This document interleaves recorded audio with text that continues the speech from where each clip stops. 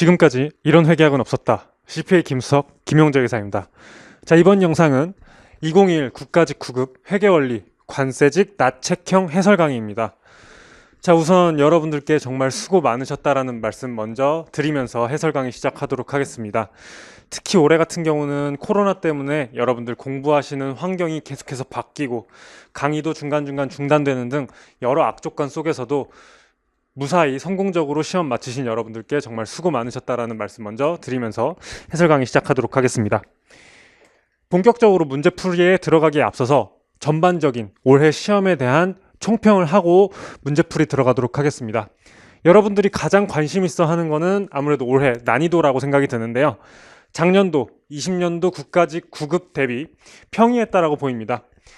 일단 가장 중요한 특징은요, 공무원 수험 범위를 넘는 문제가 단 한 문제도 출제되지 않았다라는 겁니다.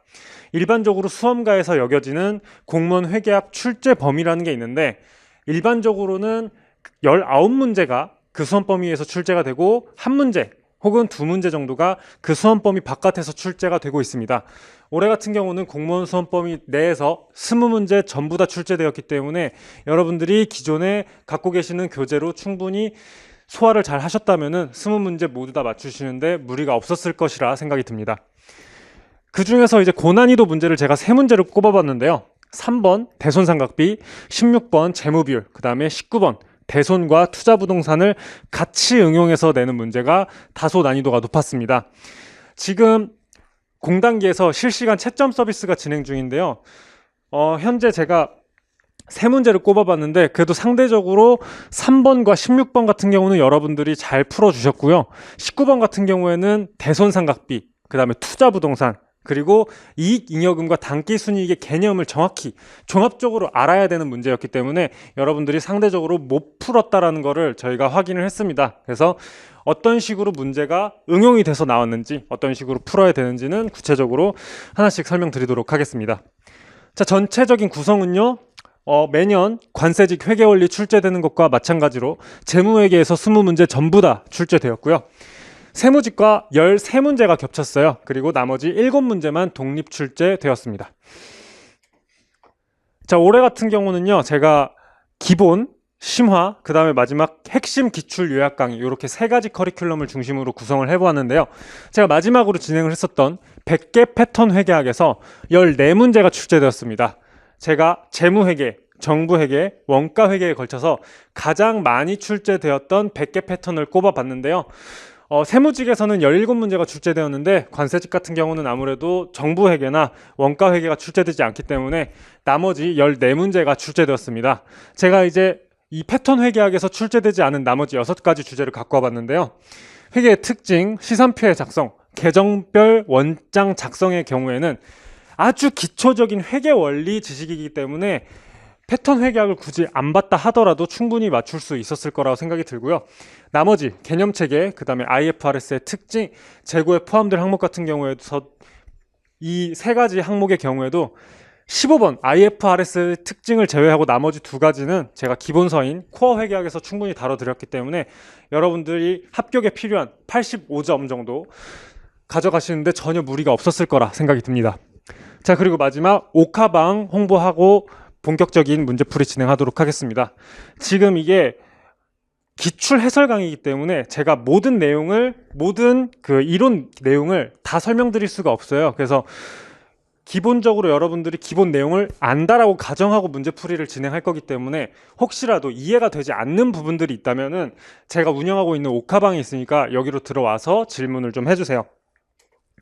카카오톡 오픈 채팅방 들어오셔서 김용재의 공무원 회계학을 검색하시면은 지금 한 100명 정도 있는 채팅방으로 안내가 될 겁니다. 여기 들어오셔서 제가 지금 해설 강의하고 있는 문제 혹은 여러분들이 직접 공부하시는 다른 교수님의 교재에서 모르는 문제가 생겼다든지 혹은 이제 앞으로 남은 시험 준비하는 과정에서 마무리를 어떻게 하면 좋은지 모든 질문들 다양하게 편하게 질문해 주시면 제가 친절하게 답변 드리도록 하겠습니다. 자, 그러면 1번 문제부터 풀이 진행하도록 하겠습니다. 1번 회계 정보와 관련된 설명으로 옳지 않은 것은 1번 말 문제로 나왔는데요. 이런 식으로 옳은 것은 혹은 옳지 않은 것을 물어볼 때는요, 옳지 않은 것은 에다가 X표를 좀 크게 쳐주세요. 만약에 옳은 것은 옳은 것을 물으는 문제에서는요, 옳은에다가 크게 동그라미 쳐주세요. 이제 여러분들이 시험 현장에서는 100분 안에 100문제를 빠르게 풀어야 돼요. 그래서 굉장히 긴장한 상태이기 때문에 이 요구사항을 놓칠 가능성이 굉장히 높아요. 그래서 여러분들이 X 혹은 O를 크게 쳐주시면은 시각적으로 한 번 더 검증이 되는 효과가 있기 때문에 실수를 좀 줄일 수가 있습니다. 자, 이제 1번부터 한번 선지를 봐볼게요. 1번. 경영자는 회계 정보를 생산하여 외부 이해관계자들에게 공급하는 주체로서 회계 정보의 공급자이므로 수요자는 아니다. 자, 지금 여기 공급자이므로 전까지 문장은 맞는 문장이에요. 자, 회계가 일반적으로 두 가지로 나뉘죠. 재무회계, 그 다음에 관리회계로 나뉘는데요. 재무회계와 관리회계의 차이점은 정보 이용자가 누구냐에 따라 갈리죠. 재무회계는 외부 정보 이용자들, 그리고 관리회계 같은 경우는 내부 정보 이용자들, 이런 식으로 회계가 둘로 나뉩니다.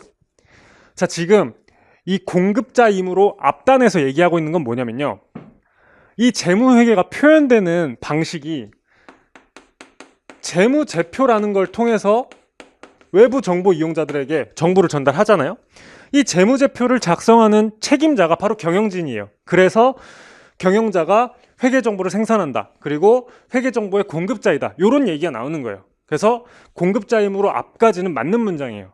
자, 그런데 수요자는 아니다, 이 부분이 지금 잘못되었는데요. 자, 이게 왜 틀렸냐면요, 관리회계에서 주 정보 이용자인 내부 정보 이용자 있죠. 내부 정보 이용자, 이게 경영진을 의미해요. 경영진. 그래서 경영자는 회계 정보의 수요자가 아니다 라는 문장이 틀린 겁니다. 그래서 답은 1번이었습니다. 2, 3, 4번은 쉽기 때문에 그냥 넘어가도록 하겠습니다. 2번 문제로 넘어갈게요. 자, 2번 문제는 계산 문제인데요. 이런 계산 문제에서는 여러분들이 가장 먼저 집중하셔야 될 곳이, 다시 말해서 눈이 가장 먼저 가야 할 곳이 문제의 마지막이에요. 지금 이 문제 같은 경우는 X4년 감가상각비를 물어보고 있거든요. 계산 문제에서는 요구사항을 문제 제일 마지막에 줘요. 그래서 이런 계산 문제를 받아들었을 때 눈이 여기서부터 가서 쭉 읽으면 안 되고요, 눈이 먼저 이쪽으로 가야 돼요. 제일 밑쪽, 오른쪽 아래쪽으로 가서 내가 뭘 구해야겠구나, X4년도 감가비를 구해야겠네, 이런 생각을 하시면서 위에서부터 다시 읽으셔야 돼요. 그래서 내가 어떤 정보들을 이 문제에서 찾아내서 답을 구할 건지 그 생각을 하시면서 문제를 읽으셔야 됩니다. 자, 그래서 X4년도 감가비를 구해야 되니까 기본적으로 언제 취득했는지, 얼마에 샀는지, 그 다음에 잔존 내용연수라든지, 그 다음에 잔존가치, 이런 감가상각의 요소들을 여러분들이 문제에서 하나씩 뽑아내셔야 됩니다. 자, 한번 가볼게요. 주한국은 X1년 7월 1일에 샀어요. X1년 7월 1일. 이게 좀 특이하죠. 대부분의 문제에서는 X1년 1월 1일 기초에 사요. 근데 7월 1일에 샀기 때문에 여러분들이 월할 상각에 좀 신경을 써주셔야 됩니다. 7월 1일에 기계장치를 120만 원에 취득하였다. 120만 원에 취득을 했어요. 그 다음에 내용연수 4년 잔존가치 20만 원이에요. 내용연수 4년 잔존가치 20만 원. 그 다음에 동기계장치를 연수합계법을 적용하여 감가상각한대요. 연수합계법. 자, 연수합계법 같은 경우에는 상각률이 매년 달라지죠.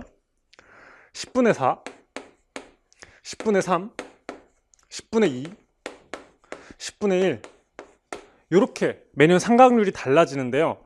지금 이 문제 같은 경우에는 7월 1일에 샀기 때문에 X4년도 감가상각비를 물어봤거든요. 그럼 X4년 1월 1일부터 X4년 12월 31일까지의 감가상각비를 물어본 건데, 지금 7월 1일에 샀기 때문에 이 중간에서 걸려요.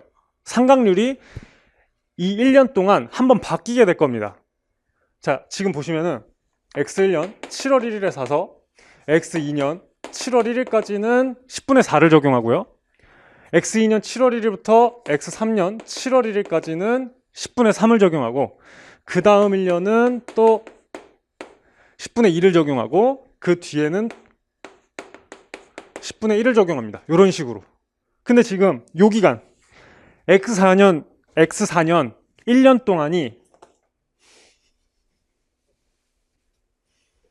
지금 요 기간에 걸려요. 요 기간. X4년 1월 1일이 이 둘 사이에 있겠죠? 그 다음에 X4년 말이 요 둘 사이에 있을 겁니다. 그래서 앞에 여기 6개월은 10분의 1을 적용하고요. 이 뒤에 6개월은 10분의 1을 적용해요. 그래서 상각률을 10분의 2, 10분의 1을 가지고 월할 상각을 해주셔야 돼요. 그래서 구체적으로 식이 어떻게 되냐? 자, 이쪽으로 한번 와서.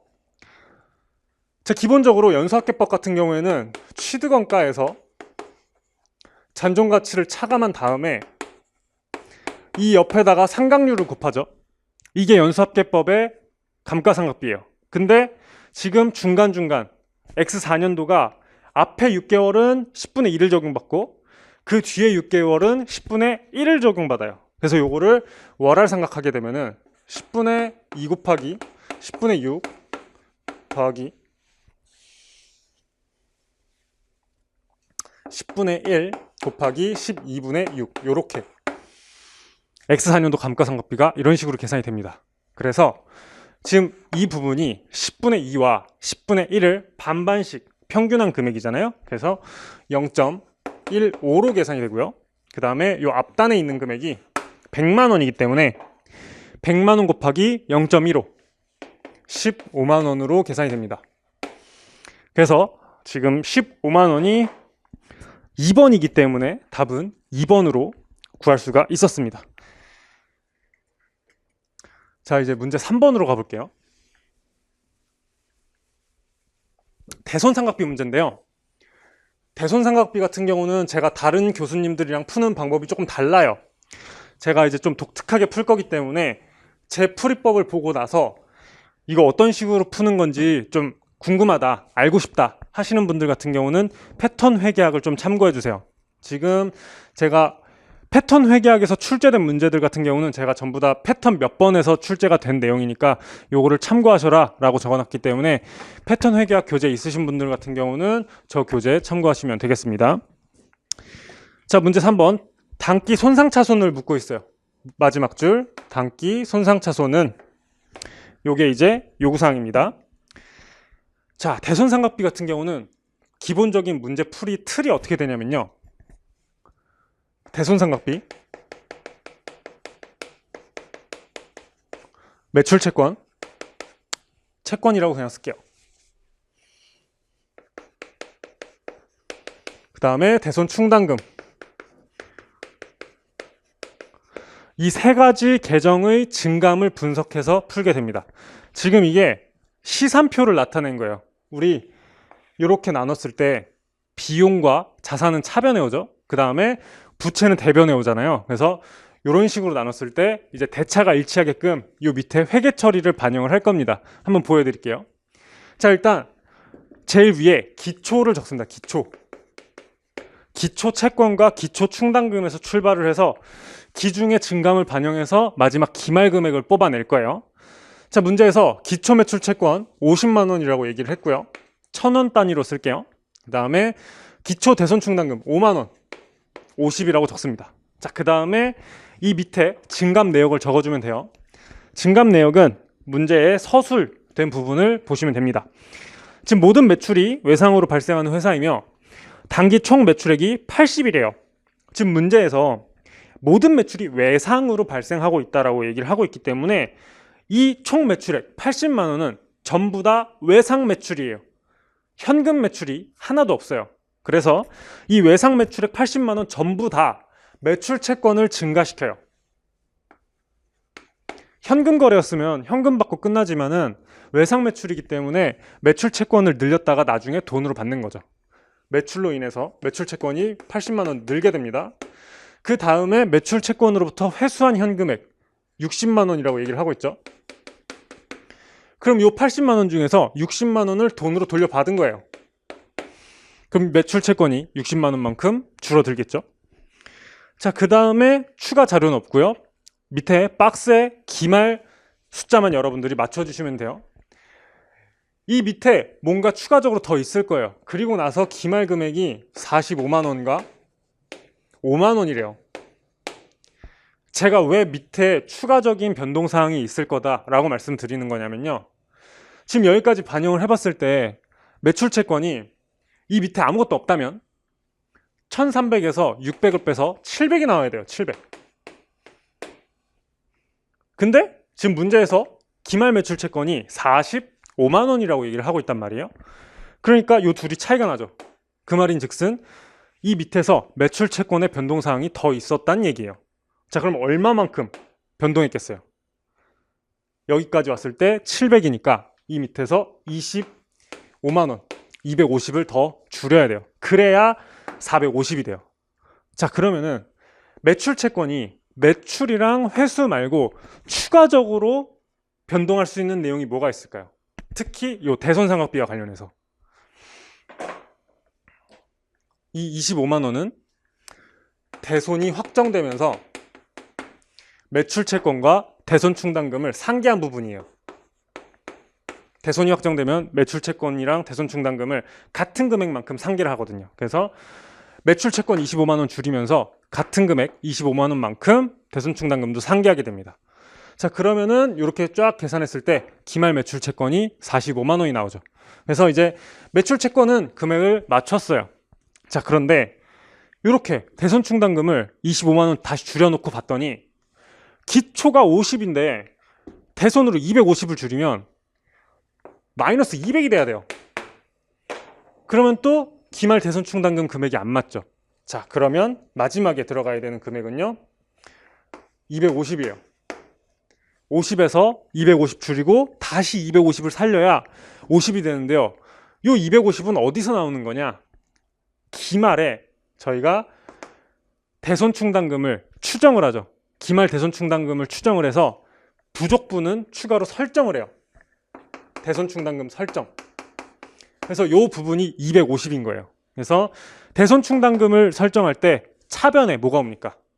대손상각비가 오죠. 대손상각비. 대손상각비를 인식하면서 대손충당금을 설정하기 때문에 문제에서 묻고 있는 단기 중 대손상각비는 250. 그러니까 25만 원이 되겠네요. 답은 1번이었습니다.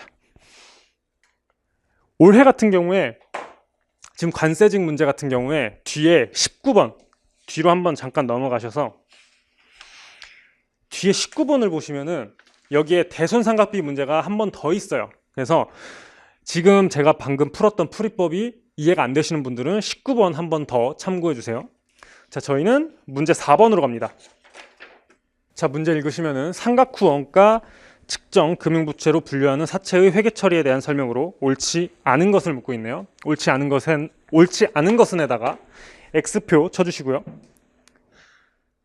자, 1번부터 한번 가볼게요. 사채 발행 시 사채 발행비가 발생한 경우의 유효이자율은 사채 발행비가 발생하지 않는 경우보다 높다. 자, 요 사채 발행비가 유효이자율에 어떤 영향을 미치는지 한번 설명드려볼게요. 자, 기본적으로 현재 가치는요, 그 이후의 현금 흐름을 이자율로 할인한 금액으로 계산이 됩니다.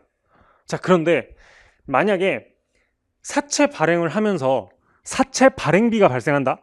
자, 그러면은 사채를 발행하면서 발행 금액을 내가 받아요.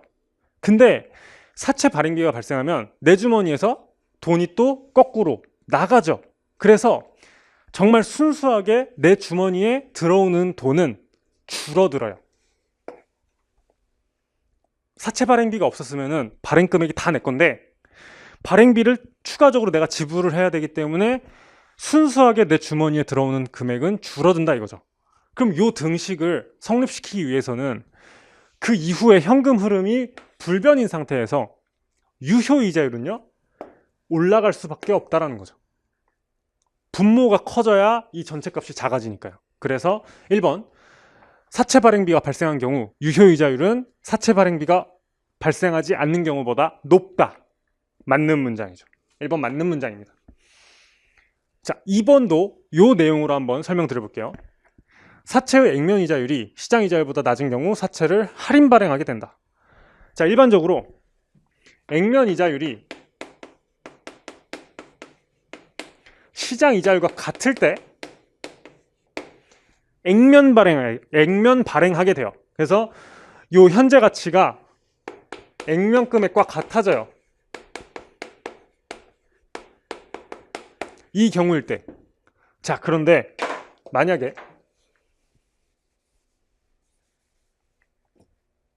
문제의 조건대로 액면 이자율이 시장 이자율보다 낮은 경우, 액면 이자율이 시장 이자율보다 낮은 경우, 자, 이 상황이에요. 자, 그러면 여기에 오는 이자율은 시장 이자율이거든요. 시장 이자율이 곧 유효 이자율이기 때문에 이 자리에 시장 이자율이 옵니다. 그럼 얘가 액면 이자율과 같았을 때 이 현재 가치가 액면 금액과 같아지는 상황이에요. 근데 얘가 더 커졌대요. 얘가 더 커지면 이 전체 값은요, 분모가 커지니까 작아지겠죠. 뭐보다 더 작아지냐면요, 액면 금액보다 더 작아지는 거예요. 이렇게. 그러면 액면 금액보다 발행 금액이 더 작기 때문에 이걸 우리는 할인 발행이라고 불러요. 그래서 2번도 맞는 문장입니다. 자, 이제 3번, 4번 한번 같이 설명드려 볼게요.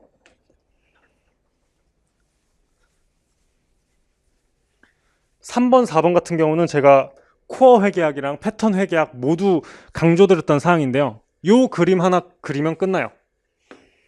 요거 뭐 제가 손톱 그림, 뭐 부림 그림, 뭐 이런 식으로 다양하게 설명을 드리는데요. 요게 이제 뭐냐면요, 액면 발행 금액이 각각 얼마였느냐에 따라서 사채의 장부 금액이 변화하는 걸 그림으로 표현한 거예요. 자, 할증 발행한 경우, 액면 발행한 경우, 할인 발행한 경우 각각의 사채의 장부 금액 변화를 그림으로 표현한 건데요. 할증 발행하든 액면 발행하든 할인 발행하든 결과적으로 만기에는 전부 다 액면 금액으로 일치하게 돼요. 출발점이 어땠든 간에 만기에는 전부 다 액면 금액으로 오게 됩니다. 자, 그래서 3번 볼게요. 3번. 사채를 할증 발행한 경우 사채의 장부 금액은 시간이 흐를수록 감소한다. 자, 보시면은 최초에 발행 금액은 액면 금액보다 컸어요. 그래서 할증 발행하더라도 결과적으로 조금씩 감소해서 액면 금액이 되기 때문에 3번도 맞는 문장이에요. 자, 이 문제에서 틀린 문장은 4번이었는데요. 사채의 할인 발행과 할증 발행의 경우 사채 발행 차금 상각액이 모두 점차 감소한다. 자, 제가 이거 엄청나게 많이 강조했던 사항이에요.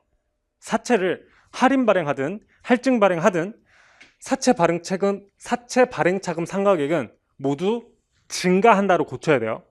자, 이 그림으로 설명드리면요, 사할차 상각액은 여기에서 다가오는 속도거든요.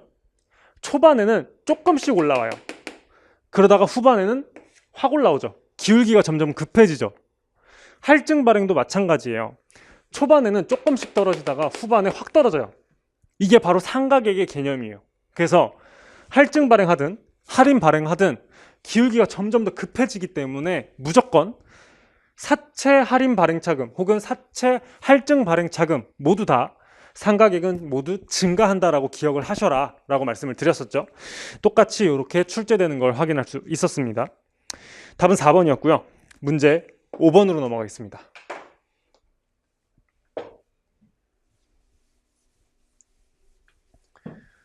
5번 같은 경우는 계산 문제니까 마지막 줄 요구사항 먼저 여러분들이 확인해 주셨어야 돼요. 마지막 줄 보시면은 X1년 말 현재 사옥 신축 공사가 계속 진행 중이라면 건설 중인 자산으로 계상할 금액을 묻고 있죠. 그렇게 해서 이제 그 밑에 박스를 보시면은 각 지출 내역별 금액을 주고 있어요. 상황을 먼저 볼게요.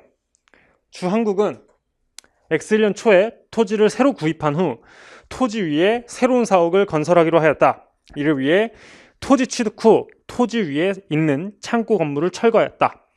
토지의 취득 후 바로 공사를 시작하였으며 지출 내역을 다음과 같이 주었고요. 그 다음에 건설 중인 자산을 묻고 있습니다. 자, 지금 상황을 보시면 토지가 있어요. 토지가 있고 그 위에 지금 창고 건물이 있는 상태예요. 창고 건물이 있는 토지를 일괄 구입한 겁니다. 자, 이런 식으로 일괄 구입할 때는요, 이 건물을 사자마자 부쉈는지 혹은 쓰다가 건물을 같이 쓰다가 나중에 부쉈는지 이거에 따라서 이제 건물에 대한 취득원가가 달라지고요. 그 다음에 철거 비용의 처리 방법이 달라지죠. 자, 이 문제 같은 경우는요.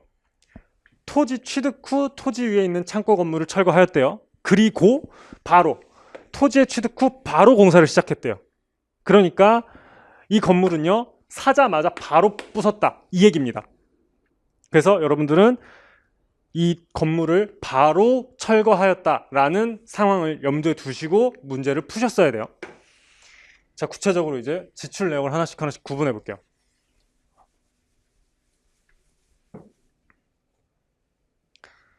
자, 첫 번째 동그라미 토지의 구입 가격. 지금 일괄 구입했지만 건물을 바로 부순 경우이기 때문에 이 금액이 토지와 건물에 안 분되는 게 아니라 전부 다 토지의 취득원가로 올라갑니다. 토지의 구입에 소요된 부대비용, 얘도 마찬가지고요. 자, 그 다음에 토지 위에 창고 철거 비용, 요게 철거 시점에 따라서 처리 방법이 달라지죠. 만약에 창고를 쓰다가 나중에 철거했다면 요 철거 비용이 단기 비용이 됐을 거예요. 근데 이 문제 같은 경우는 바로 부쉈기 때문에 얘도 토지의 취득원가에 올라가요. 근데 이 문제 같은 경우에는 토지의 취득원가를 물은 게 아니라 건설 중인 자산을 물었기 때문에 요 세 가지 금액은 무시하셔도 괜찮습니다. 토지의 취득원가를 물은 게 아니니까요. 그리고 나서 이제 그 밑에 금액을 여러분들이 계산을 해주셨으면 돼요. 네 번째 동그라미 새로운 사옥의 설계비. 사옥을 실제로 지으면서 설계하는 비용이기 때문에 사옥과 실질적으로 관계가 있는 지출이죠. 그래서 건설 중인 자산에 올라가야 되고요. 기초 공사를 위한 땅 굴착 비용. 얘도 땅을 단단히 땅을 기초에 다져놔야 그 위에 건물을 지을 수가 있기 때문에 이것도 전부 다 건설 중인 자산의 취득원가에 올라가요. 실전에서는 이 굴착 비용이 조금 애매했을 수 있거든요. 만약에 이게 애매하다, 세모치고 넘어가세요. 일단 모르겠으니까. 우리가 어차피 객관식이기 때문에 마지막에 저 객관식을 힌트 삼아서 우리가 문제를 풀 수가 있거든요. 애매하면 일단 세모치고 넘어가 보세요. 자, 그 다음에 건설자재 구입비용. 직접적으로 건설에 사용되는 자재의 구입비용이기 때문에 건설 중인 자산에 포함됩니다. 자, 그 다음에 밑에서 두 번째 동그라미 건설자재 구입과 직접 관련된 차입금에서 발생한 이자. 요거를 이제 보통 차입원가 자본화라고 부르죠.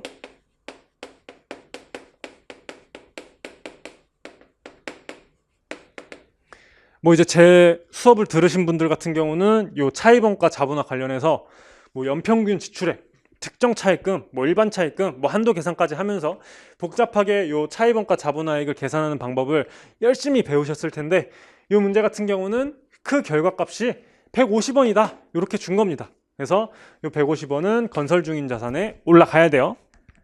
자, 그리고 마지막 건설 근로자 인건비. 요것도 건설에 필요한 필수적인 비용이기 때문에 취득원가에 올라가요. 자, 그러면은 위에 세 개는 전부 다 토지에 올라가고요. 밑에서 500이 좀 애매한데 요거 빼고 일단 다 더해볼게요. 2000, 그 다음에 4000, 그 다음에 150과 1700. 요거 다 계산해 보시면은 850에다가 7850이에요. 7850. 답에 없죠. 아, 이러면 500까지 마지막에 더 해야겠구나. 그러면 8350이 돼요. 그러면 이제 답이 2번으로 있죠. 실전에서 애매하면 이렇게라도 풀어야 돼요. 그래서 이제 기초공사를 위한 땅 굴착 비용 같은 경우는 건설에 필요한 비용이기 때문에 토지에 올라가는 게 아니라 건설 중인 자산에 올려야 된다. 이렇게 기억을 해주시면 되겠습니다. 답은 2번이었고요. 6번으로 넘어가죠.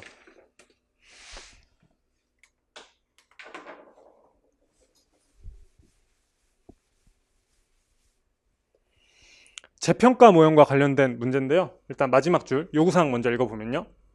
X2년 말 단기 손익에 포함될 재평가 이익과 자본 항목에 표시될 재평가 잉여금 요 두 가지를 물어봤어요. 여기서 얘기하는 자본 항목의 경우에는 기타 포괄 손익 OCI를 의미하겠죠.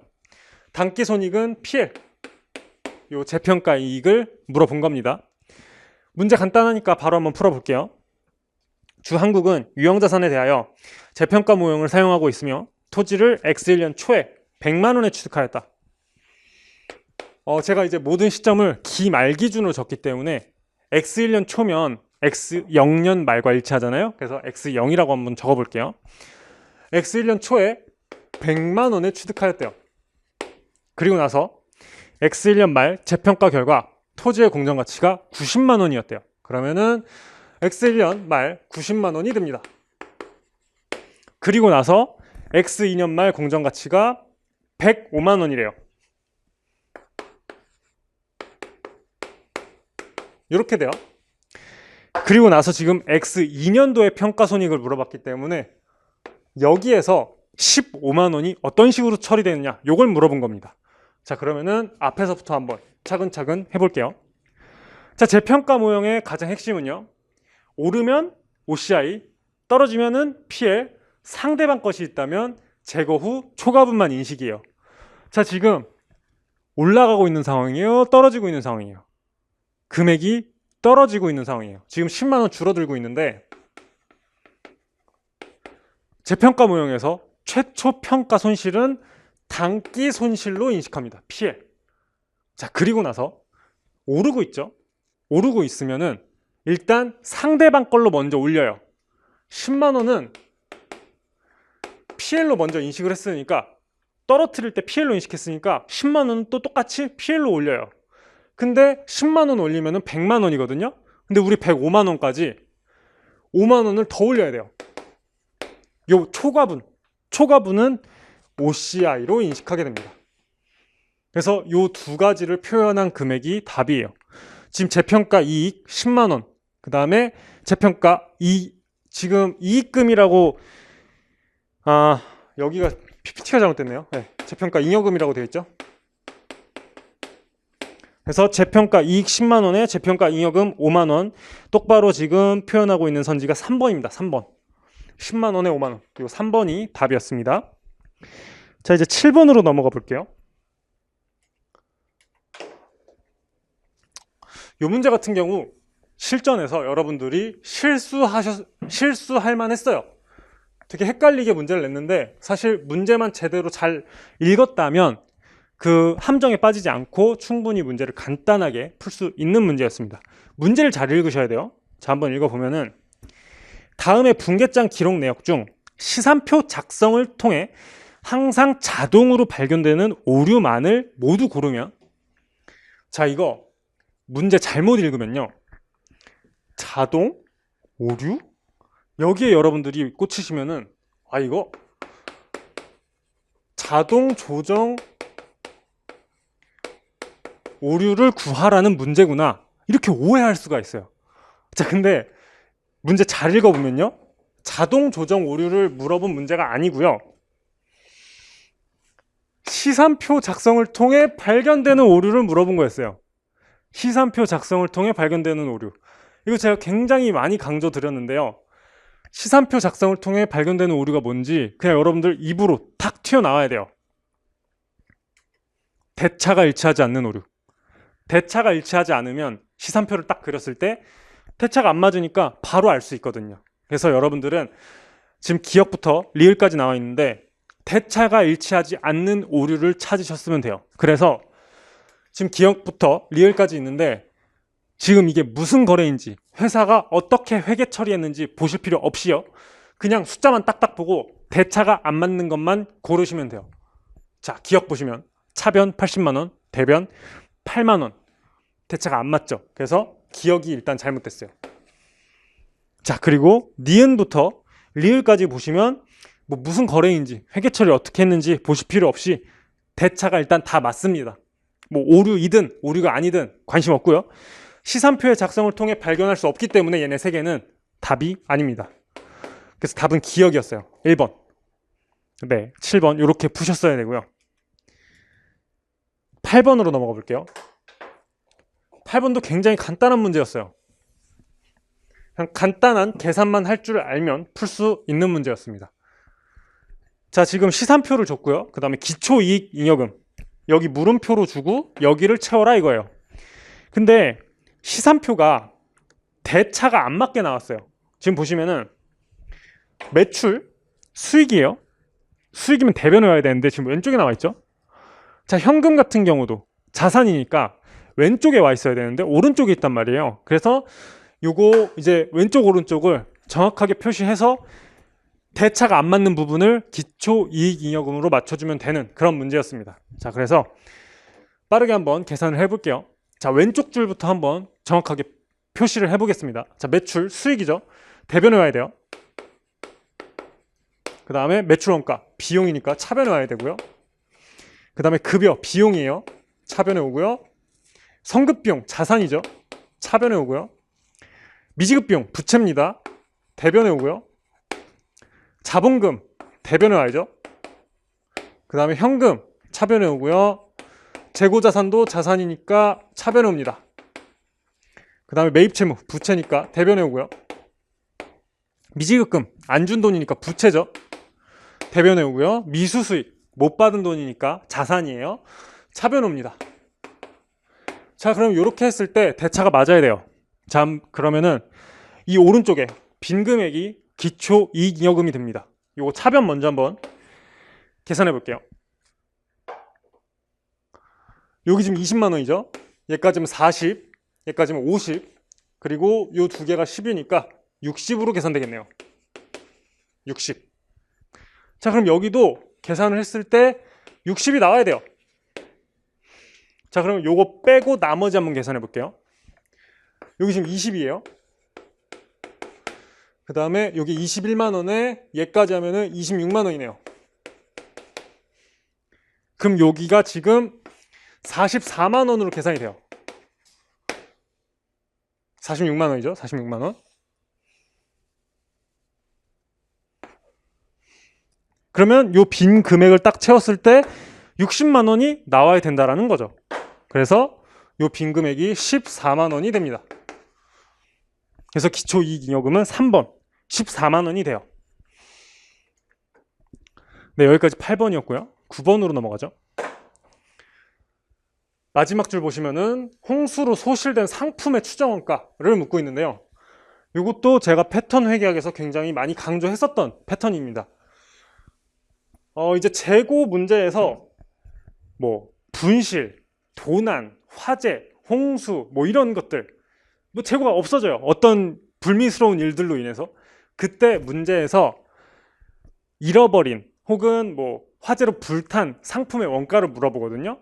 이런 문제에서 가장 핵심이 되는 여러분들이 가장 중점적으로 기억을 하셔야 될 부분은요. 이런 도난이 발생하기 전에 기말 재고 자산을 구하는 거예요. 지금 이 문제 같은 경우는 홍수가 났으니까 홍수가 나기 전에 기말 재고 자산 금액을 구해야 돼요. 그 다음에 홍수가 나기 전에 이만큼 재고 자산이 있어야 되는데 지금 문제에서 보시면은 15만 원만 남고 모두 소실되었다. 그럼 그 둘의 차이가 홍수로 인해 상실된 상품의 원가가 되겠죠. 자, 그래서 우리의 목표는 소실 전 기말 상품을 구하는 거예요.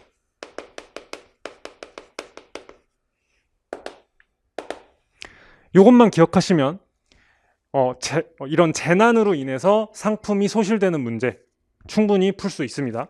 자, 그러면 한번 풀어볼게요. 지금 문제에서 첫 번째 동그라미 기초상품 재고액 25만 원이라고 제시를 해줬어요. 그 다음에 두 번째 동그라미는 넘어가고요. 세 번째 동그라미 매입액이 130만 원이래요. 자, 그리고 나서 만약에 매출원가를 문제에서 줬다라면 기말 재고액을 우리가 알 수 있겠죠. 근데 당연히 매출원가를 곱게 안 줬을 겁니다. 대신에 문제에서 뭘 줬냐? 매출액과 매출 총이익률을 줬어요. 자, 그러면 우리는 저 두 가지 자료를 이용해서 매출 원가를 구할 거고요. 그러면 얘네 두 개를 더한 다음에 매출 원가를 차감하면 기말 상품 원가를 알 수 있겠죠. 그럼 여기에서 마지막 15만 원을 차감하면 홍수로 인한 손실 금액을 구할 수가 있습니다. 자, 그러면 매출 원가를 한번 구해 볼게요. 자, 지금 매출액이 120만 원이고요. 매출 총이익률이 20%이기 때문에 거꾸로 매출 원가율은요 0.8이 돼요. 0.8. 매출액 대비 매출 총이익률의 비율이 0.2니까 거꾸로 보면은 매출액 대비 매출 원가의 비율은 80%, 0.8이 되는 겁니다. 그래서 매출 원가는 96만 원이에요. 자, 그럼 이제 홍수가 나기 전에 기말 재고자산 금액을 구할 수가 있겠죠. 자, 그러면은 요거 한번 상기해 볼게요. 그럼 얘가 지금 100만 원에서 4만 원이 부족한 상황이에요. 그러면은 여기에 4만 원을 얹어주면은 34만 원이 남죠. 이렇게.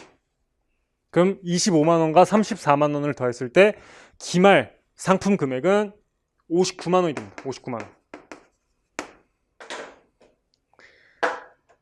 홍수가 나기 전에 59만 원이 있었을 거예요.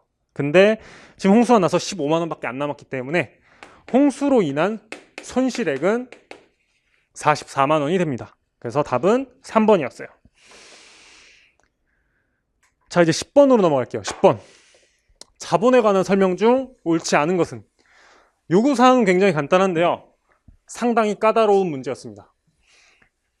세무직 분들도 그렇고 관세직 분들도 그렇고 지금 요 10번 문제가 오답률 높은 문제, 탑5 안에 드는 문제였어요. 자, 어떤 식으로 어려웠는지 한번 볼게요. 1번. 자본 조정은 당해 항목의 성격상 자본거래에 해당하지만 자본의 차감 성격을 가지는 것으로 자본금이나 자본 잉여금으로 처리할 수 없는 누적적 적립금의 성격을 갖는 계정이다. 자, 이거 얼핏 보면 맞아요. 얼핏 보면. 자, 대부분 보면은 자본 조정은 자본의 차감 성격이에요. 대표적인 게 자기 주식, 처분, 손실, 뭐 감자, 차, 손. 특히 제가 뭐라고까지 설명을 드렸냐면은 자본거래에서 발생하는 이익은 자본잉여금, 자본거래에서 발생하는 손실은 자본조정, 이런 식으로까지 설명을 드렸었거든요. 그래서 대충 공부하신 분들이었다면은 자본조정이 자본의 차감적 성격이지 맞는 문장이야 라고 1번을 넘어가셨을 수 있어요. 자, 근데 제가 패턴 회계학에서 뭐라고 설명드렸냐면요, 요거 제가 실제로 패턴 회계학에서 썼던 교환 그대로 갖고 온 거예요. 자, 가운데 있는 자본 조정을 한번 잘 봐주세요. 제가 방금 설명드렸던 요 항목들 자본 조정 항목이에요. 근데 대부분의 자본 조정 항목들이 전부 다 차감 항목이긴 해요. 근데 예외가 하나 있어요. 예외. 미교부 주식 배당금. 그리고 뭐 이제 주식 선택권이라는 게 있는데 그거는 공무원 선법을 넘기 때문에 일단 미교부 주식 배당금만 좀 기억을 해주세요. 이 미교부 주식 배당금 같은 경우에는 뭐냐, 주식 배당을 결의한 다음에 실제로 지급하기까지의 시차가 조금 있잖아요. 그 시차 동안 잠깐 계상해 놓는 일시적인 항목이에요. 이 미교부 주식 배당금은요, 자본 조정 중에서 유일하게 가산 항목이다. 이렇게 좀 기억을 해주세요. 그래서 이 미교부 주식 배당금이라는 반례가 있기 때문에 1번처럼 자본 조정은 차감적 성격을 가진다라고 얘기하면 안 돼요. 그래서 미교부 주식 배당금 때문에 1번 문장이 틀린 문장이 되는 겁니다. 그래서 1번이 답이었습니다. 자, 여러분들은요 2번을 오답으로 많이 꼽아주셨어요. 자, 2번 한번 같이 읽어볼게요.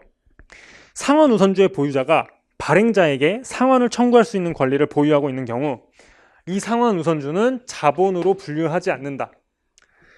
자, 2번 문장 같은 경우는 좀 지엽적인 문장이기 때문에 아마 대부분의 학생분들께서 처음 보는 문장이셨을 것 같아요. 뭐 배웠다 하더라도 중요한 문장이 아니기 때문에 그냥 잊고 넘어가셨을 확률이 높아요. 자, 이게 뭐냐면요, 상환 우선주가 기본적으로 회사가 있고요, 주주가 있죠. 회사가 주주에게 우선주를 발행하는데, 만약에 지금 요 2번 지문처럼 상환 우선주의 보유자, 주주가 되겠죠. 보유자가 발행자, 회사에게 상환을 청구할 수 있는 권리를 갖고 있다면 이 주주는 이 우선주에 대해서 야, 이거 갚아, 나한테 돈 줘, 이렇게 얘기할 수 있는 권리가 있는 거예요. 자, 이러면 회사는 미래에 주주에게 돈을 갚아야 될 의무가 있는 거예요. 미래에 주주에게 돈을 갚아야 될 의무가 있기 때문에 요거는 부채로 봅니다. 상환 우선주의이고 주주에게 상환을 요구할 수 있는 권리가 있기 때문에 예외적으로 부채로 분류하는 거예요. 일반적인 우선주 혹은 보통주는 자본으로 분류하죠. 상환 우선주의이기 때문에 자본으로 분류하지 않고 부채로 분류하는 겁니다. 그래서 2번 문장도 맞는 문장이었어요. 3번, 4번 같은 경우는 쉬운 문장이기 때문에 넘어가도록 하겠습니다. 답은 1번이었습니다. 11번 가볼게요. 11번 여러분들이 상당히 많이 어려워하셨을 것 같은데요. 의외로 또 답을 구하는 거는 어렵지 않았어요. 자, 1번 읽어보시면은 재무보고를 위한 개념체계에서 보고기업에 대한 설명으로 옳지 않은 것을 고르는 문제였습니다. 자, 1번부터 한번 읽어볼게요. 보고기업은 재무제표를 작성해야 하거나 작성하기로 선택한 기업이다. 당연하죠. 보고기업은 재무제표를 작성하는 기업이에요. 자, 2번 보고기업은 둘 이상의 실체로 구성될 수 있다.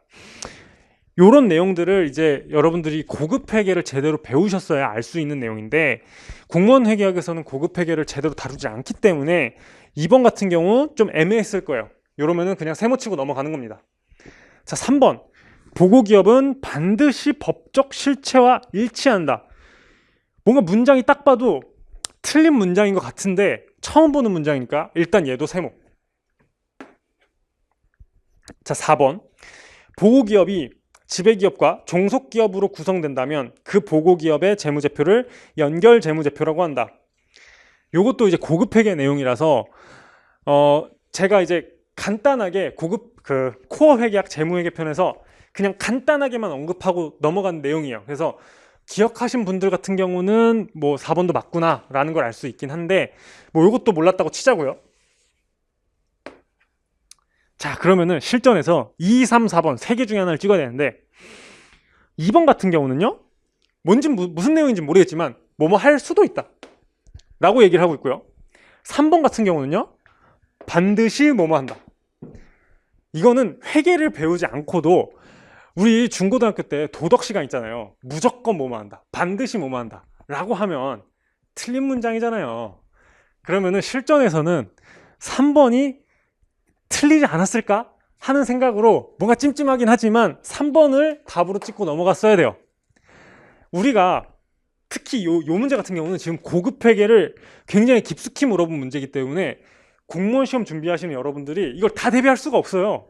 이 문제가 나올 거라고 예상한 사람 단 한 명도 없을 거예요. 시중에 있는 공무원 회계 강사들 중에서. 그래서 이런 것까지 나왔다고 해서 여러분들이 그럼 나도 막 고급 회계 공부해야 되는 거 아니야? 못해요. 못해요. 그리고 이런 문제가 다시 나올 가능성도 굉장히 낮아요. 그래서 이런 문제가 출제되었을 때는 우리가 중학교 때 열심히 배웠던 그런 도덕 상식에 근거해서라도 문제를 어떻게든 풀어내야 돼요. 그래서 11번 해설은 뭐 요 정도로 하고 자세한 고급 회계 내용은 설명드리지 않도록 하겠습니다. 요거는 공부하실 필요도 없고요. 다시 나올 가능성이 없기 때문에 그냥 이런 문제가 나왔구나. 요렇게 나오면은 뭐 반드시는 틀린 문장이구나. 요 정도로 풀어야겠다라는 생각만 하고 넘어가시면 되겠습니다. 12번으로 갈게요.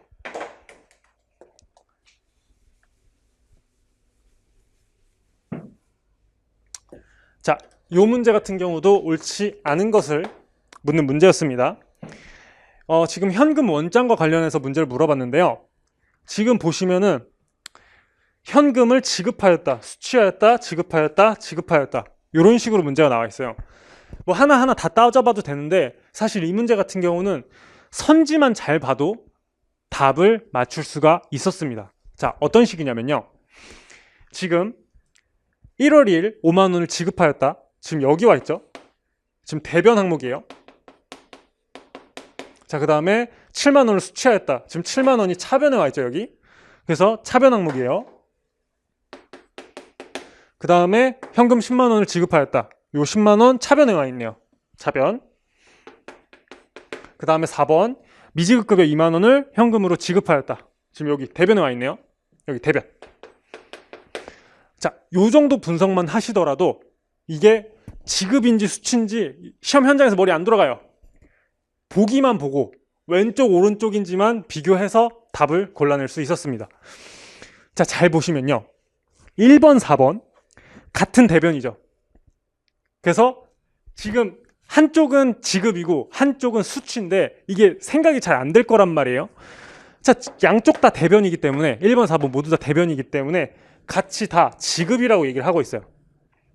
그럼 반대쪽 차변 항목들은요? 얘네 둘은 무조건 지급이어야 돼요. 반대쪽이니까. 근데 지금 2번 같은 경우 수취하였다라고 얘기를 하고 있죠. 그래서 2번 문장이 틀린 문장이었습니다. 다시요. 거꾸로 돼야죠. 1번과 4번이 지급이니까 2번과 3번이 수취가 돼야죠. 수취가. 네. 그러니까 2번이 맞고 여기가 수취로 바뀌어야죠. 네, 이런 식으로. 그러니까 요거 이제 원장을 다시 설명을 드리면 지금 이쪽이 현금이 들어온 거잖아요. 차변에 있을 때 현금이 늘기 때문에 여기가 수취고 여기가 대변이니까 현금이 나간 거예요. 지급. 근데 이제 실전에서 이게 차변이 수치인가 대변이 수치인가 헷갈릴 수 있단 말이에요. 그럴 때는 이런 식으로 보기만 비교해서 답을 푸는 것도 가능합니다. 그래서 답은 3번 지급을 수치로 바꿔주셔야 됩니다. 자, 이제 13번으로 넘어가죠. 13번 제가 이제 영업활동 현금 흐름으로 이 문제를 카테고라이즈 해봤는데요. 아마 대부분은 그냥 뭐 재고자산 T계정 그리고 매입채무 T계정 그려서 푸실 거예요. 다른 선생님들 같은 경우는. 근데 이게 현금 흐름표 직접법으로 풀면 훨씬 더 간단하게 풀려요. 자, 요구사항 먼저 한번 읽어볼게요. 마지막 줄. 매출액을 물어봤어요. 매출액. 자, 그러면은 문제 자료에서 매출액과 관련된 자료를 찾아야 되는데 지금 보시면 여기에 매출 총이익이 나와 있죠. 자, 그러면 매출 총이익이 어떻게 돼요?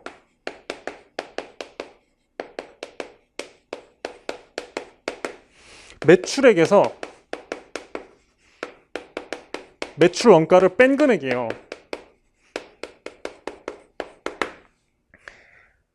매출 총이익이 이런 식으로 계산이 되기 때문에 제가 매출액을 구하기 위해서 이 매출 총이익 자료에 관심을 주는 겁니다. 이게 지금 5,000원이라고 얘기를 하고 있어요. 그러면은 이제 제 목표는요, 매출액을 구하는 게 아니라 매출 원가를 구하는 거예요. 매출 원가를 구한 다음에 5,000원만 더하면 매출액을 구할 수 있으니까요. 자, 그러면은 이제 매출 원가를 구하기 위한 자료를 찾아야 돼요. 자, 그래서 기초 기말 매입 채무랑 뭐 기초 기말 상품 재고, 그 다음에 현금 지급에 의한 매입 채무 감소액을 줬어요. 요거 이제 다른 선생님들처럼 뭐 재고자산 T계정 그리고 매입 채무 T계정 그리고 막 이렇게 해서 풀어도 돼요. 근데 이게 시간이 더 많이 걸려요. 자, 저는 어떤 식으로 풀 거냐면요, 현금 흐름표 공식에다가 이 자료들을 대입할 겁니다. 자, 현금 흐름표 공식. 현금 흐름은 단기 손익 빼기 자산의 증가액 더하기 부채의 증가액. 이 식이 어떻게 도출되는지는 패턴 회계학 참고하세요. 자, 지금 문제에서 현금 지급에 의한 매입 채무 감소액이 17,500이래요. 그러면은 17,500원을 현금 지급했다는 얘기예요. 현금이 나가는 거니까 캐시플로우 밑에다가 17,500을 음수로 적어요. 자, 그 다음에 기초기말의 매입채무 금액을 줬죠. 매입채무가 2,000원 늘었습니다. 부채 금액은요, 부채 증가액은 그대로 적어요. 2,000 이렇게. 자, 그리고 기초기말에 재고액을 줬죠. 지금 6,000원에서 5,500이 됐기 때문에 500이 줄고 있어요. 500이 줄고 있는 상황이에요. 근데 자산 증가액은 반대로 적으셔야 돼요. 그래서 500을 마이너스로 적는 게 아니라 플러스로 적습니다. 이렇게. 왜 자산은 반대로 부채는 그대로 적는지 패턴 회계학 참고하세요. 자, 이렇게 했을 때 이 식이 성립해야 돼요. 등식이 성립해야 돼요. 자, 그러면 이제 빈 칸을 여기 NI에서 채워주면 돼요. 그러면은 지금 이쪽이 플러스 2,500이죠. 그리고 이쪽이 마이너스 17,500이기 때문에 여기에 마이너스 2만 원을 채워주셔야 대차가 맞습니다. 그래서 이 2만 원이란 얘기는, 마이너스 2만 원이란 얘기는 비용이 2만 원이란 얘기거든요. 여기 지금 공급자에 대한 현금 유출액인데 여기에서 비용은 매출원가를 의미합니다. 그래서 매출원가가 2만 원이고요.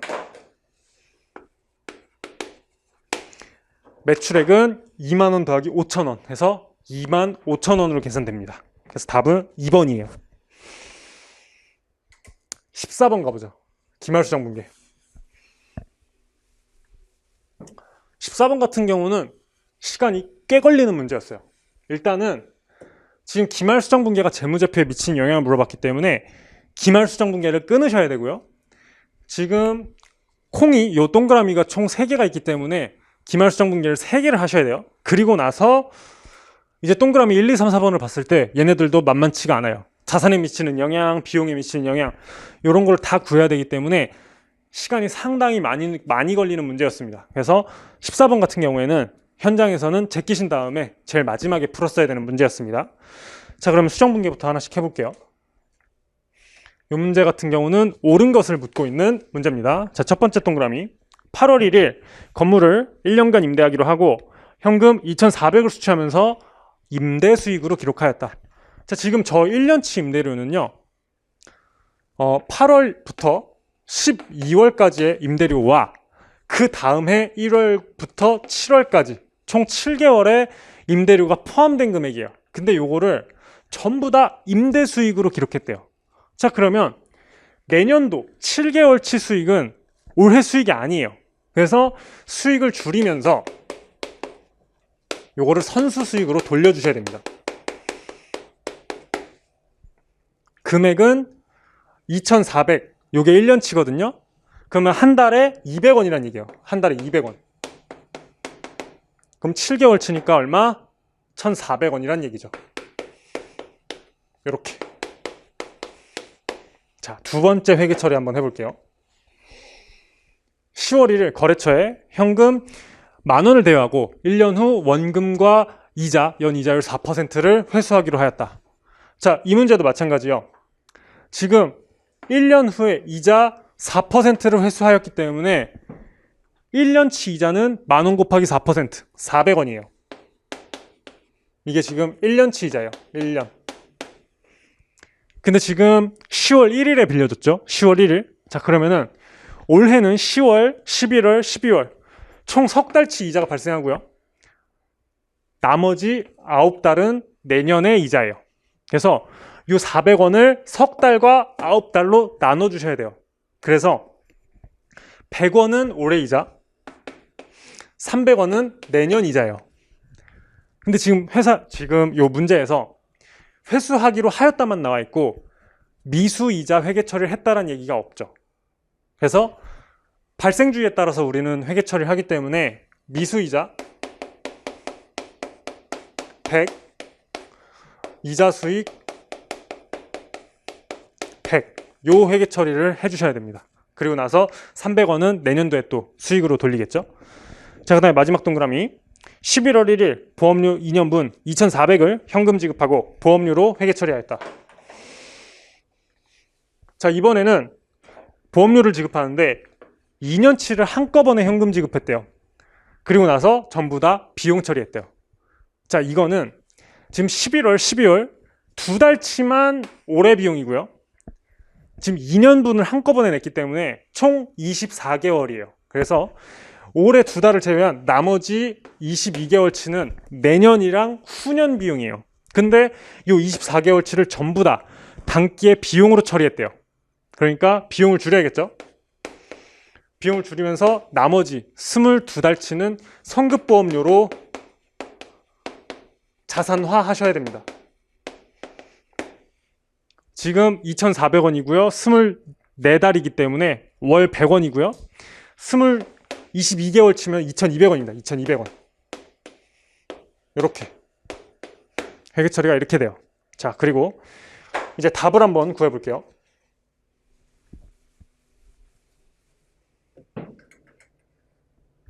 자, 지금 옳은 걸 찾을 거예요. 1번 자산이 2,100만큼 증가한다. 자산 한번 체크해 볼게요. 여기 미수이자 100, 그 다음에 성급보험료 2,200. 그러면 자산은 2,100이 아니라 2,300만큼 증가합니다. 자, 2번 비용을 한번 체크해 볼게요. 비용 여기 있습니다.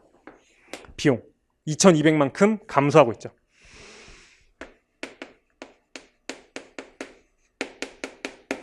자, 그 다음에 수익 볼게요. 동그라미 3번. 수익 지금 여기 있네요. 1400. 수익 1400 감소하고 있죠. 자, 그 다음에 마지막 동그라미 4번. 단기순이익에 미치는 영향을 묻고 있는데요. 단기순이익에 미친 영향을 구하려면 수익 비용 계정을 전부 다 보셔야 돼요. 여기, 여기, 여기. 자, 요거를 다 더하시면은 지금 대변 쪽에서 2300이 늘고요. 차변 쪽에서 1400이 늘고 있기 때문에 요거 상계하시면 900이죠, 900. 그래서 단기순이익은 900이 느는 상황입니다. 자, 그래서 4번이 맞고요. 지금 3번 설명을 잘못 드렸는데 수익이 1400 감소가 아니고요. 수익이 지금 여기도 있고 여기도 있기 때문에 1300 감소입니다. 1300 감소. 네, 이렇게 고쳐주셔야 됩니다. 그래서 답은 4번이었습니다. 자, 이제 15번으로 가볼게요. 15번. 한국채택 국제회계기준의 특징과 관련된 설명 중에서 옳지 않은 것은 틀린 문장을 찾는 문제였습니다. 자, 1번 연결재무제표를 주재무제표로 작성한다. 맞는 문장이에요. 자, 2번 주식회사 등의 외부감사에 관한 법률에 적용을 받는 모든 기업이 한국채택 IFRS를 회계기준으로 삼아 재무제표를 작성하여야 한다. 자, 2번 문장 같은 경우 지금 좀 다소 어려운 문제였어요. 왜냐면은 여러분들이 회계사 수험생이 아니라서 감사를 안 배우세요. 그래서 지금 뭐 외부감사 이런 게 뭔지 모르거든요. 그래서 15번 같은 경우 실제로 오답률이 굉장히 높은 문제였습니다. 자, 2번. 자, 간단하게 설명을 드려보면요. 일단 기본적으로요. 모든 기업이 다 외부 감사를 받지 않아요. 그래서 외감 대상이 아닌 기업이 일단 있고요. 외감 대상이 아닌 기업. 자, 그 다음에 일정 기준을 충족시키면은 저 외부 감사에 관한 법률에 해당이 돼요. 그래서 감사를 받으셔야 돼요. 외감 대상.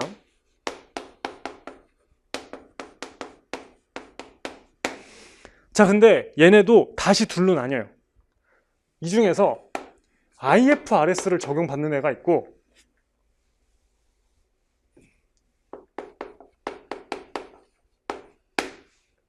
나머지 일반 기업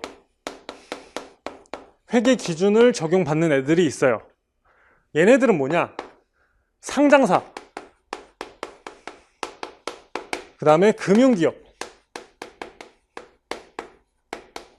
얘네들만 IFRS를 적용하고요. 지금 외부감사에 관한 법률을 적용받는 모든 기업이 다 IFRS를 적용받는 건 아닙니다. 일부 상장사 그리고 금융기업만 적용받는 거기 때문에 여러분들이 이제 실무에서 맞닥뜨리게 될 대부분의 기업은 다 일반 기업 회계 기준을 적용하게 될 거예요. 그래서 2번이 틀린 문장이었습니다. 그래서 2번이 답이었고요. 자, 그리고 여러분들이 오답으로 많이 선택하신 선지가 요 3번 선지예요. 과거 규정 중심의 회계 기준이 원칙 중심의 회계 기준으로 변경되었다. 자, 규정 중심과 원칙 중심이 어떤 식으로 다른지 설명을 한번 드려볼게요. 자, 규칙 중심은 영어로 rule이라고 표현을 하고요. 그 다음에 원칙 중심은 principle이라고 표현을 해요. principle. 자, 규칙 중심은요, 정말 구체적인 사항 하나까지 다 규정한 걸 이제 규칙 중심이라고 얘기를 하고요. 원칙은요, 구체적으로 막 미주알, 고주알 이렇게 얘기를 하지 않고 그냥 중요한 요 정도만 지키면 그 밑에 세부적인 거는 니네 알아서 해도 돼. 요런 거를 이제 원칙 중심이라고 얘기를 해요. 뭐 이제 구체적으로 사례를 한번 들어보면은 부모님 말씀 잘 들어라. 요런 게 이제 원칙 중심이 될 수 있겠죠. 근데 이제 구체적으로 어떤 식으로 말씀을 잘 들을 건지, 뭐 공부도 열심히 하고, 뭐 밥도 잘 먹고, 뭐 일찍 일어나고, 이런 식으로 구체적으로 어떻게 할 건지가 이제 규칙 중심이에요. 옛날에는 이제 회계 기준이라든지, 그리고 각 기업들이 그 회계 기준을 따를 수 있는 능력이 잘 안 됐기 때문에 구체적으로 어떻게 할 건지를 일일이 다 얘기를 해줬어야 돼요. 근데 이제 각 기업들이 회계 능력이 늘어나기 때문에 이제 IFRS에서는 정말 중요한 대원칙만 딱 규정을 해주고 그 안에서는 니네들끼리 알아서 해도 돼. 이런 식으로 얘기를 하고 있는 게 IFRS예요. 그래서 IFRS의 특징은 규칙 중심에서 원칙 중심으로 간 겁니다. 그래서 3번 규정 중심의 회계 기준이 원칙 중심의 회계 기준으로 바뀌었다. 맞는 문장입니다. 자, 그리고 4번 자산과 부채의 공정가치 평가 적용이 확대되었다. 이것도 맞는 문장입니다. 자, 이제 16번으로 갈게요. 16번도 아마 현장에서 여러분들이 푸시기 상당히 어려웠을 것으로 생각이 되는데요. 생각보다 여러분들 잘 푸신 걸로 지금 확인이 됩니다. 자, 마지막 줄 요구사항 먼저 한번 읽어볼게요. 매출 총이익을 묻고 있어요. 매출 총이익. 자, 그러면 여기서도 역시나 매출 총이익을 구할 수 있는 자료들을 한번 찾아봐야 돼요. 첫 번째 줄 보시면은 매출액이 300이다 라고 나와 있고요. 자, 그럼 우리는 매출 원가만 구하면 매출 총이익을 구할 수가 있어요. 자, 우리의 목표는 매출 원가입니다. 자, 이런 재무 비율 문제에서는요, 내가 구하고자 하는 바, 이런 수치가 들어간 재무 비율을 찾아야 돼요. 자, 지금 뭐 유동 비율도 나와 있고 당좌 비율도 나와 있는데요. 저 수치에서는 이제 매출 원가를 뽑아낼 수가 없어요. 제가 이 문제를 딱 처음 봤을 때 가장 눈길이 간 거는 얘였어요. 재고자산 평균 처리 기간. 재고자산 평균 처리 기간이 360 혹은 365 나누기 재고자산 회전율이거든요. 지금 이 문제 같은 경우는 이제 1년을 360일로 가정했기 때문에 이런 식으로 계산을 해주셔야 됩니다. 그리고 이 재고자산 회전율이 매출 원가 나누기 평균 재고자산이란 말이에요. 여기에 매출 원가가 들어가 있기 때문에 제가 이 재고자산 평균 처리 기간에 주목을 한 겁니다. 그래서 지금 이게 36일이기 때문에 회전율이 10회란 얘기예요. 10회. 그럼 이게 10회란 얘기예요. 그럼 이제 평균 재고만 구하면 매출 원가를 구할 수가 있어요. 자, 그럼 이제 평균 재고를 구하려면은 기초 재고랑 기말 재고를 평균을 해야 되는데, 지금 문제 보시면 기초 재고 자산을 줬어요. 10만 원이라고. 자, 그럼 이제 기말 재고 자산만 구하면 돼요.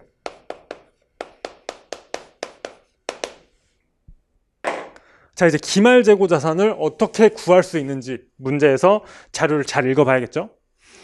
X1년도 말 유동부채는 10만원, 유동비율은 400%, 당좌 비율은 100%.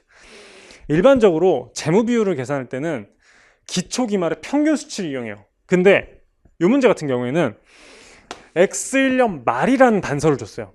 X1년 말의 유동부채, X1년 말의 유동비율, X1년 말의 당좌 비율.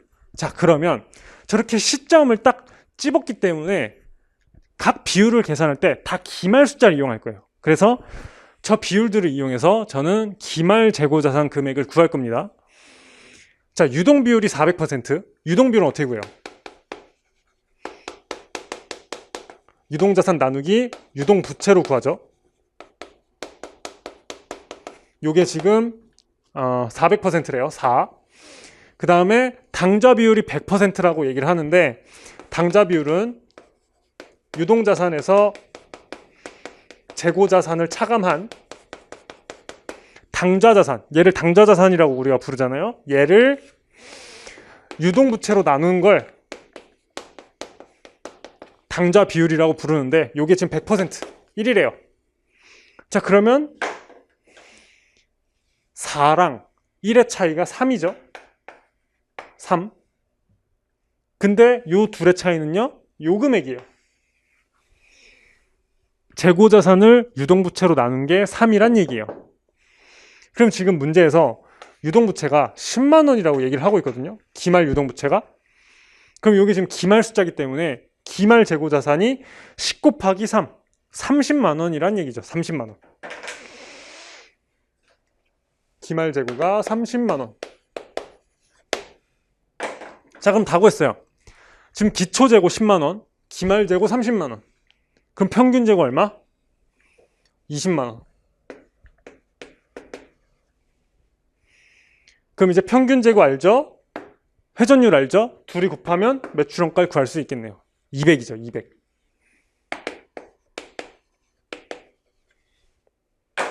그럼 문제에서 지금 매출액이 300이라고 얘기를 했기 때문에 300에서 200을 차감한 매출 총이익은 100만 원이 되는 겁니다. 답은 3번이었어요. 네, 재무 비율 이런 식으로 풀어주시면 되고요. 17번으로 갈게요. 17번도 제가 굉장히 많이 강조했던 내용에서 답이 나왔어요. 그래서 이 문제 같은 경우는 그냥 계산하지 말고 선지만 보더라도 바로 답을 골라낼 수 있는 문제였어요. 자, 바로 답을 한번 풀어볼게요. 자, 지금 다음 설명 중 옳은 것을 찾는 문제였고요. 그 다음에 지금 주식에 대한 얘기예요. 막 주식 나와요. 주식 얘기가 나오기 때문에 아, 금융자산 얘기구나 라는 거를 일단은 파악을 하셨어야 되고요. 금융자산은 일단은 계정 분류에 따라서 회계 처리가 달라지잖아요. 그래서 계정 과목을 뭐로 분류했느냐를 잘 보셔야 돼요. 지금 보시면은 기타 포괄 손익 동정가치 측정 금융자산으로 분류하였다. FVOCI 금융자산으로 분류했다는 얘기예요. 그러니까 주식이니까 FVOCI 선택이라고 할 수 있겠네요. 자, 이 상황이에요. 자, 그런데 4번을 보시면요. X2년 처분손익은 0이다라는 문장이 나와요. X2년 처분손익은 0이다. 자, 제가 FVOCI 선택금융자산 같은 경우는 항상 제가 뭐라고 강조를 해드렸냐면은 처분할 때도 항상 그 처분가액으로 평가를 하고 나서 판다 라고 설명을 드렸어요. 그 결과 장부금액이 처분가액과 일치하게 되기 때문에 처분손익이 무조건 0이에요. 그래서 4번이 맞는 말이에요. FVOCI 선택금융자산 같은 경우는 팔 때도 평가손익을 인식한다. 만약에 처분손익을 얼마 인식했다라는 문장이 나오면 무조건 틀린 말이다 라고 설명을 드렸었죠. 이 문제 같은 경우는 처분손익을 0이라고 제시했기 때문에 무조건 맞는 문장입니다. 그래서 뭐 1, 2, 3, 4번, 1, 2, 3번 계산을 해볼 필요도 없어요. 그리고 2번, 3번 같은 경우도 딱 보자마자 틀린 문장이라는 걸 알 수 있는 게 얘는 FVOCI 선택금융자산 같은 경우는 일단 평가손익을 전부 다 OCI로 인식해요. 그리고 팔 때도 처분손익을 인식 안 하고 대신에 평가손익만 계속해서 OCI로 인식을 해요. 근데 무슨 단기순이익, 단기순이익을 감소시키는 이런 내용 나오면 당연히 틀린 문장이죠. 얘는 단기손익에 미친 영향이 없어요. 다 기타 포괄손익에만 영향을 미치게 됩니다. 자, 1번 같은 경우에는요. 지금 첫 번째 줄 보시면은 주식을 매매수수료 1,000원을 포함하여 총 11,000원에 지급하고 취득하였기 때문에 취득금액이 11,000원입니다. FVPL금융자산은 매매수수료를 빼고 취득금액을 계산하지만 이 FVOCI 금융자산 같은 경우에는 취득부대 비용을 취득금액에 가산하기 때문에 11,000원이 돼야 됩니다. 그래서 답은 4번이었습니다. 18번 가볼게요.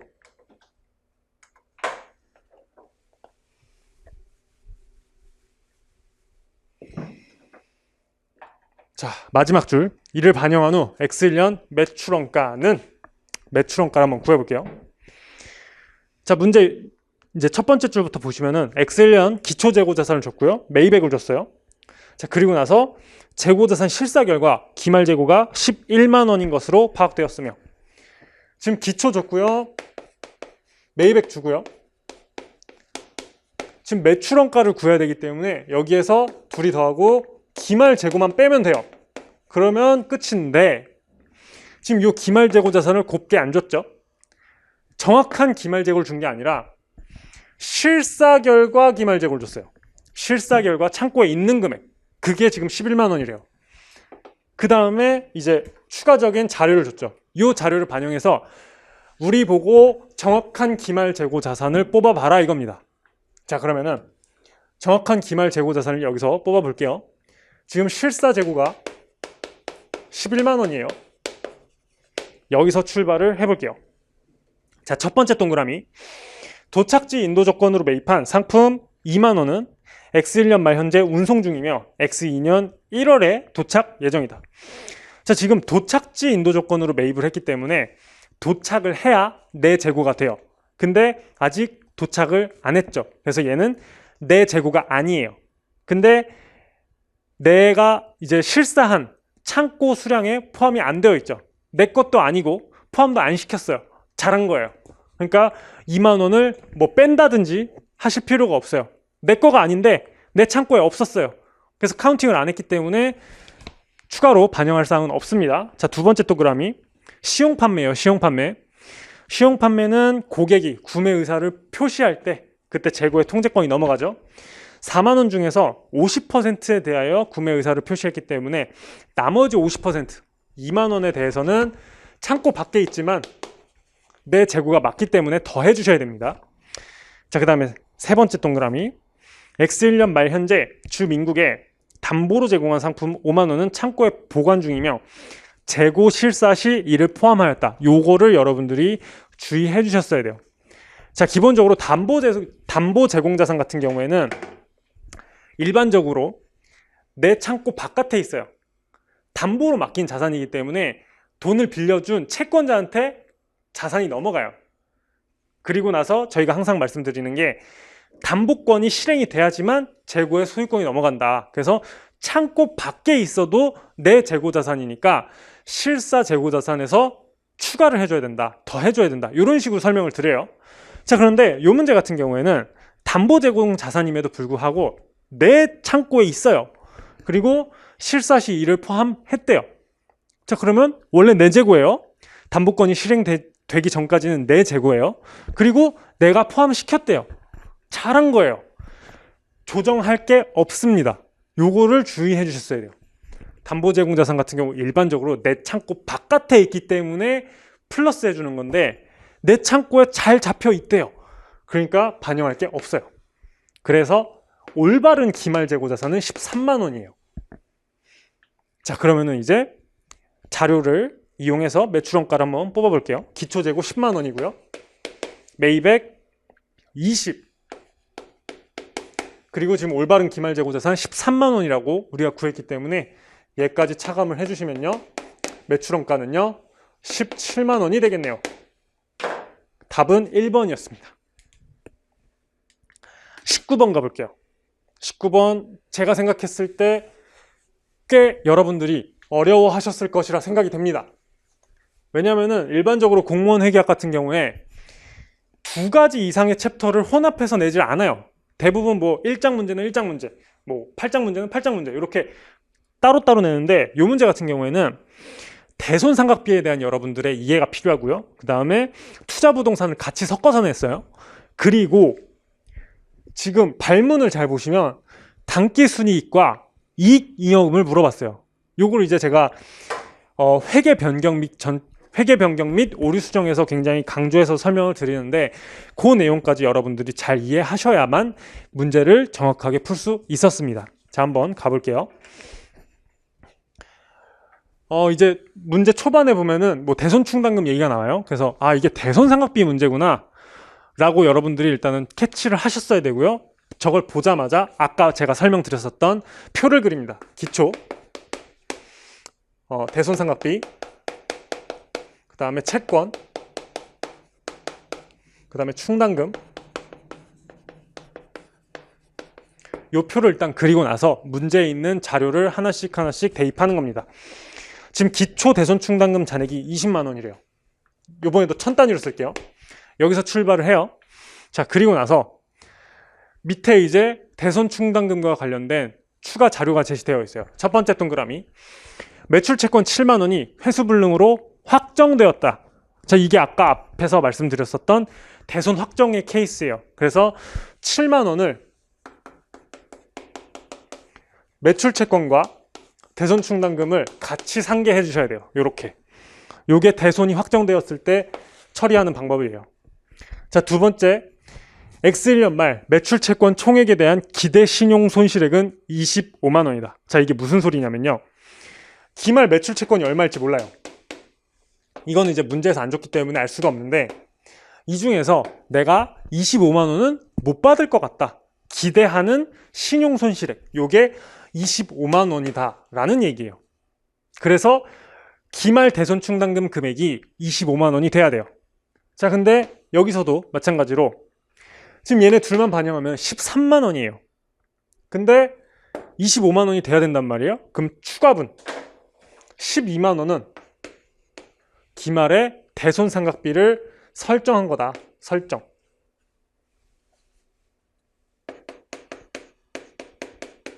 이렇게 보시고 처리를 해주셔야 돼요. 그래서 지금 대손삼각비와 관련해서 단기순이익에 미친 영향은 12만 원 감소해요. 비용을 인식하는 거기 때문에. 그래서 대손삼각비와 관련해서 이 표를 그리시고 단기에 인식할 대손삼각비를 구해 주셨어야 됩니다. 자, 그 다음에 세 번째 동그라미 보시면요. 7월 1일 임대 목적으로 20만 원의 건물을 취득하였다. 내용연수 20년, 잔존가치 없다. 그리고 여러분들이 이걸 주의하셨어야 돼요. 공정가치 모형을 적용한다. 공정가치 모형. 중요한 게 공정가치 모형 같은 경우는 감가상각을 안 하고요. 공정가치 평가만 해요. 그리고 이 평가손익을 PL, 단기손익으로 인식해요. 자, 그래서 공정가치 모형은 감가상각을 안 하는데도 불구하고 맨날 기출문제에서 감가상각 하고 싶게 막 내용연수, 잔존가치 막 이런 거 줘요. 그럼 여러분들 막 아는 거 나왔으니까 막 감가상각 해야지 막 계산하려고 막 식 쓰고 막 난리 나요. 막 여기 또 7월 1일이니까 또 월할상각까지 막 생각하면서 감가상각 하고 있단 말이에요. 그러면은 막 생각하면서 막 옆에 있는 애는 저거 월할상각 계산 못했겠지 막 이러면서 신나면서 막 감가상각 한단 말이에요. 여러분들이 잘못한 거예요. 공정가치 모형은 감가상각 안 합니다. 그래서 이런 낚시가 제시되어도 전혀 신경 쓰시면 안 돼요. 여러분들은 얼마에 샀는지 20만 원을 샀구나. 그 다음에 기말에 공정가치가 얼마인지 25만 원이구나. 그러면은 20만 원짜리를 25만 원으로 5만 원 평가 이익만 인식해 주셔야 돼요. 자, 그러면은 이제 대손상각비 12만 원, 평가 이익 5만 원 요것만 기억하시고 단기순이익을 한번 구해 봅시다. 지금 X1년 중에 다음 사항을 반영하기 전에 반영 전 단기순이익이 15만 원이에요. 여기서 출발하는 거예요. 대손상각비 우리 구했죠? 12만 원. 비용이니까 NI가 줄어듭니다. 자, 그리고 마지막에 구했던 투자부동산 평가이익 5만 원. 5만 원은 PL이기 때문에 전부 다 NI에 가산됩니다. 그래서 요게 이제 반영 후 NI예요. 그래서 요거 계산하시면 8만 원으로 나옵니다. 8만 원. 요게 수정 후에 X1년도 단기순이익이에요. 자, 그래서 일단은 답이 1번 아니면 3번인데요.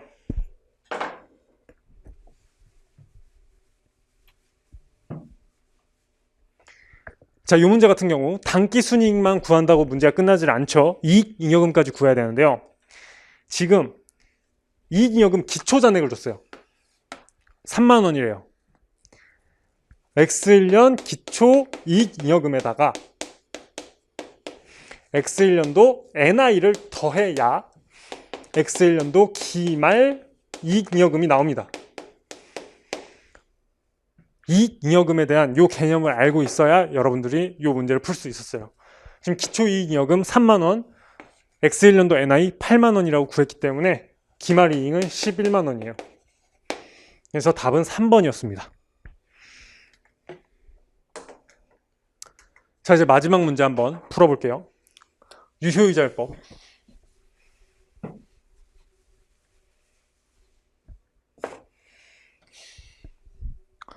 자, 요구사항 마지막 줄에 있어요. 사채 상환 손익을 물어봤어요. 그럼 사채를 상환하겠죠? 무슨 상황인지 한번 보죠.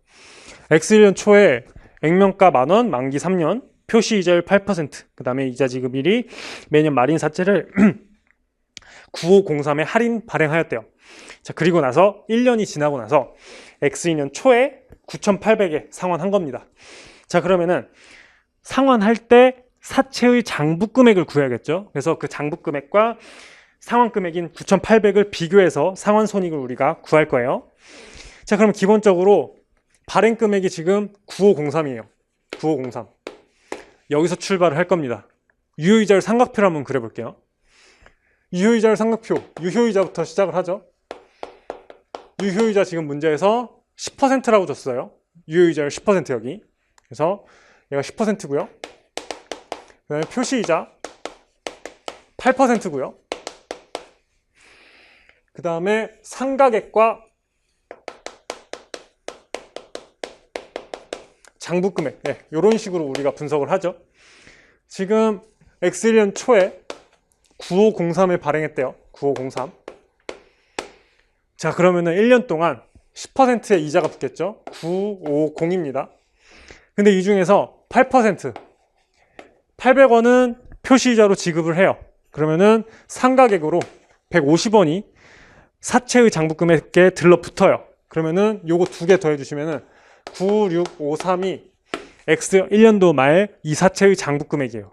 근데 이거를 지금 9,800원에 상환했대요. 그럼 상환손익은 147원이래요. 147원. 자, 그리고 147원까지 계산을 하고 나서 답을 찍으려고 봤더니 2번이랑 4번이 둘 다 147이에요. 그래서 이 147의 방향까지 봐야 돼요. 방향. 이 사채 상환 손익, 손실인지 이익인지 판단하는 가장 빠른 방법. 싸게 상환했는지 비싸게 상환했는지 보는 거예요. 내가 지금 사채가 9653짜리예요. 9,800에 갚았어요. 싸게 갚았어요? 비싸게 갚았어요? 비싸게 갚았죠. 손실입니다. 손실. 그래서 사채 상환 손실 2번 147로 계산이 됩니다. 네, 그렇게 해서 이제 20문제 전부 다 풀어봤고요. 관세직만 준비하시는 분들 같은 경우는 지방직이 따로 없기 때문에 뭐 추가로 6월까지 공부를 하실지는 잘 모르겠는데 만약에 이번 시험에서 본인이 원하시는 결과를 못 얻으셨다면은 이제 1년 동안 또 새로 준비를 하셔야 되잖아요.